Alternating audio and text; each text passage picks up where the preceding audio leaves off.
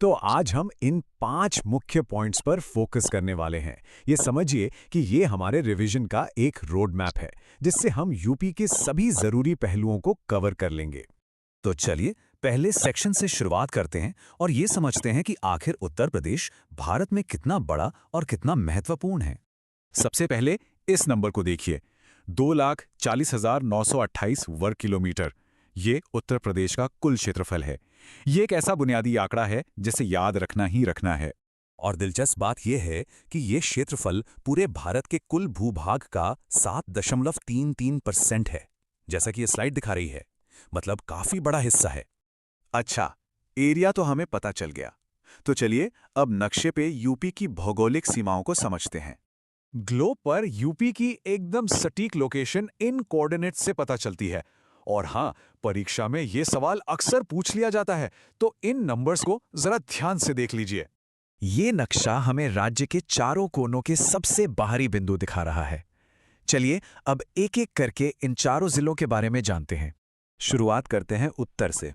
राज्य का जो सबसे उत्तरी जिला है वो है सहारनपुर। और अगर हम ठीक इसके उलट यानी दक्षिण की ओर देखें तो सबसे दक्षिणी जिला है सोनभद्र।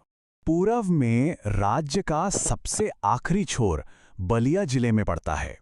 और आखिर में पश्चिम में सबसे बाहरी जिला है शामली।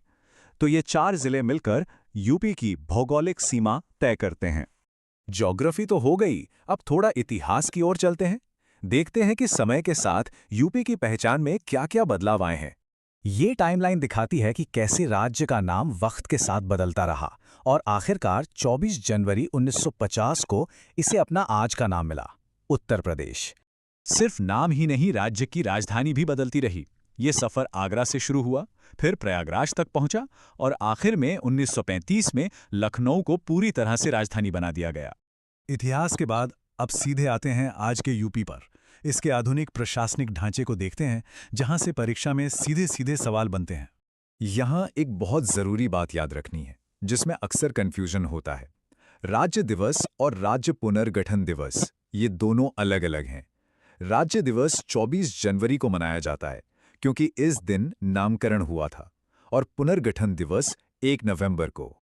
राज्य के भूगोल में हाल का जो सबसे बड़ा बदलाव हुआ वो था 9 नवंबर 2000 को, जब 13 जिलों को अलग करके उत्तराखंड बनाया गया था। ये तारीख और जिलों की संख्या दोनों ही याद रखने वाली हैं। क्या ये पता है कि यूपी के ये 8 जिले राष्ट्रीय राजधानी क्षेत्र यानी एनसीआर का हिस्सा हैं? जी हाँ, ये आर्थिक रूप से बहुत ही महत्वपूर्ण हैं, इसलिए इनके नाम जरूर याद रखिएगा। ठीक है, अब हमारे आखिरी सेक्शन का समय हो गया है।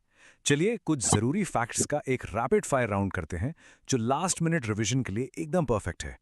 यूपी की 2 ऑफिशियल भाषाएं हैं। पहली हिंदी, जिसे 1947 में अपनाया गया, और दूसरी उर्दू, जिसे 1989 में शामिल किया गया। ये नंबर 9 क्या दिखा रहा है? ये है उत्तर प्रदेश के पड़ोसियों की कुल संख्या। 8 राज्य और एक केंद्र शासित प्रदेश दिल्ली, और ये देश में किसी भी राज्य से सबसे ज्यादा है। तो हमने आज यूपी के बदलते इतिहास पर एक नजर डाली।